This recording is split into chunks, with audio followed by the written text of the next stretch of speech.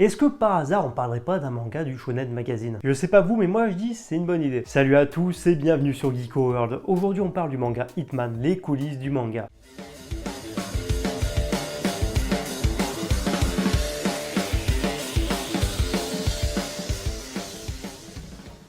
Alors avant d'aller plus loin dans la vidéo et histoire de vous situer le contexte, le manga Hitman, les coulisses du manga, c'est en quelque sorte le dernier bijou issu du Weekly Shonen Magazine, donc le célèbre magazine de prépublication japonais qui appartient à Kodansha et qui est le concurrent direct à Shueisha et son célèbre Weekly Shonen Jump. Et comme bien souvent avec les mangas issus de ces prestigieux magazines, c'est toujours un véritable événement de les voir sortir en France. Et ce manga il est signé Kuji Seo, à qui on doit récemment par exemple Fuka, ou alors plus récemment aussi qui est sorti en France, Half and Half. Et on peut dire que Kuji Seo c'est un auteur avec un style graphique bien à lui et qui plus est qui est fort agréable à l'œil. Et donc forcément retrouver un tel auteur qui nous parle à travers un manga des coulisses du Weekly Shonen Magazine et les coulisses de chez Kodansha du côté des éditeurs et qui traite vraiment de ce métier qui est un véritable business au Japon, sur le papier ça a tout pour faire rêver et j'ai envie de dire tous les ingrédients sont réunis pour faire de ce titre un excellent titre. Mais qu'en est-il vraiment? Et bah c'est ce qu'on va voir ensemble. Hitman, c'est l'histoire de Ryonosuke Kenzaki, un jeune homme qui a pour rêve de devenir éditeur au sein de la rédaction du prestigieux Weekly Shonen Magazine. Mais le jour où il décroche enfin son poste et commence à faire ses premiers pas en tant qu'éditeur, il va rapidement se rendre compte que tout n'est pas aussi rose que prévu dans le monde de l'édition. Mais bien heureusement, Ryonosuke va être amené à s'occuper de Tsubasa, une jeune mangaka également débutante, en qui il va déceler un grand talent. Et à ce moment-là, Ryonosuke va se fixer comme ultime ambition de faire de Tsubasa la mangaka numéro 1 du Japon. Mais dans un monde absolument impitoyable où tous les coups sont permis, la tâche annonce plus complexe que prévu. En gros, voilà pour le speech du manga. Et la première chose à relever concernant Hitman, c'est que c'est un manga qui aborde au cours de son premier volume beaucoup de thématiques et beaucoup de sujets super intéressants. Mais ce premier tome, c'est également, on va dire, un gros volume d'exposition, un gros volume d'introduction qui nous prépare au véritable début du manga qui arrive un peu plus en fin de tome. Alors déjà concernant Hitman, je peux déjà vous affirmer une seule chose qui est hyper intéressante et que j'ai relevée, c'est qu'on peut faire un parallèle entre Hitman et Bakuman comme deux œuvres miroirs, c'est-à-dire un manga qui fait écho au titre et qui pourtant lui est strictement opposé. Avec le manga Bakuman, on découvrait en fait les coulisses du manga du côté de chez Shueisha, donc l'éditeur numéro 1 au Japon, ainsi que le fonctionnement général du Weekly Shonen Jump. Et avec Hitman, c'est tout l'inverse. On se concentre non pas sur le métier de mangaka, mais sur le métier d'éditeur, et sur le fonctionnement général du Weekly Shonen Magazine qui appartient à Kodansha, l'éternel rival justement de Shueisha, qui a un fonctionnement éditorial totalement différent. Et c'est là que c'est vraiment intéressant parce qu'au final les deux œuvres sont vraiment complémentaires. Et la moindre chose qu'on peut dire justement avec le manga Hitman, c'est que tout ce qui nous est présenté dans ce premier tome est vraiment absolument immersif et réaliste. Parce que justement de ses propres mots, donc Kuji Seo s'inspire vraiment de son vécu, donc de sa carrière passée, ainsi que dans ses expériences personnelles, histoire de nous proposer l'histoire la plus réaliste possible. Le mangaka a déjà plus de 23 ans de carrière et tu sens directement qu'il sait de quoi il parle. Ce qui lui permet au final de proposer au lecteur justement une immersion dans les coulisses justement du fonctionnement éditorial de chez Kodansha, donc du Weekly Shonen Magazine, des plus réalistes possibles, et pour le coup il n'y a pas à dire, c'est vraiment convaincant. Et on y découvre ainsi qu'au final le milieu éditorial est un milieu hyper dur, ainsi qu'un milieu ultra concurrentiel tellement il y a de monde, où en fait c'est un petit peu la loi du chacun pour soi. Parce que tu sois finalement nouveau ou pas justement dans cet univers, dans ce monde éditorial, que tu aies du talent ou non, tu es traité justement comme un concurrent en plus sur le marché. Et c'est vrai que de base quand on pense au métier d'éditeur, c'est peut-être pas forcément l'idée qu'on s'en fait. À travers ce premier tome de Hitman, Kuji Seo s'amuse à un truc assez fun, c'est-à-dire que par le biais du personnage de l'éditeur en chef du Weekly Shonen Magazine, l'auteur en fait présente au lecteur une leçon de qu'est-ce que finalement un éditeur par rapport au mangaka. Quel est son rôle, qu'est-ce qu'il doit faire et en quoi consiste l'essence même de son métier. Et on nous dresse au final le portrait que finalement l'éditeur c'est justement la personne qui doit guider le mangaka. Le mangaka doit garder le plein pouvoir sur son œuvre, doit garder vraiment sa liberté artistique, sa vision, mais l'éditeur est tout simplement là en fait pour guider le mangaka s'il s'égare en chemin pour le remettre sur la bonne ligne. Également un des autres aspects hyper intéressants de ce premier tome, c'est justement toute la présentation de la partie entreprise que représente une entreprise comme Kodansha. Parce qu'au Japon, c'est pas une surprise, mais le marché du manga représente plusieurs millions de yens chaque année, et Kuji Seo sait nous le mettre en avant. Et dans le titre, on nous rappelle qu'un éditeur et un mangaka sont un duo, mais que ce duo doit rapporter également de l'argent. Parce qu'au final, le manga n'est autre qu'un produit, et si ce produit ne marche pas, on le remplace par un autre produit. Et ainsi, un éditeur qui sera aux commandes justement d'un best-seller, donc une œuvre qui générera beaucoup de ventes, aura forcément beaucoup plus d'impact dans la société, beaucoup plus de crédit qu'un éditeur débutant. À la lecture de Hitman, tu sens clairement qu'il y a vraiment une obligation de résultat qui plane autour de chaque éditeur au-dessus d'eux. Et ce qui est plutôt fort, c'est que cette atmosphère et cette ambiance assez particulière, on sent tout au long de la lecture. Un des points aussi qui fera sûrement le plus plaisir aux fans de manga et aux amateurs en tout genre de manga, c'est justement des fois l'aspect un petit peu reportage que tu peux avoir sur certaines séquences, sur certains moments, vis-à-vis des bureaux du Weekly Shonen Magazine et de leur rédaction. Parce que je sais pas si vous avez déjà fait attention, mais les images en fait de la rédaction du Weekly Shonen Magazine sont assez rares sur internet. Et du coup, bah là franchement, de voir même en dessin leur espace de travail, voir comment ils fonctionnent, voir leur bureau, leur salle de réunion, voir justement le bâtiment de façon générale, voir même qu'ils ont un bar justement dans le bâtiment de chez Kodansha. Tout ça rend la lecture assez fun et assez plaisante et ça donne un petit truc en plus. L'auteur Kuji Seo s'amuse également justement dans ce premier tome à disséminer un petit peu partout dans ce premier tome pas mal de petites références à l'univers du manga et pas mal de clins d'œil par rapport aux gros mangas justement issus de chez Kodansha ou issus directement du Weekly Shonen Magazine. Ou par moment il y a carrément des clins d'œil aux œuvres de Kuji Seo directement comme Half and Half par exemple qui rend la lecture encore plus amusante et t'es toujours content à chaque fois que tu vois une référence et que tu la reconnais. Autrement par rapport au scénario de ce premier tome, il n'y a pas grand chose à lui reprocher. Le duo Kenzaki et Tsubasa fonctionne très bien et chacune de leurs interactions, de leurs échanges et justement de leurs conversations sont crédibles,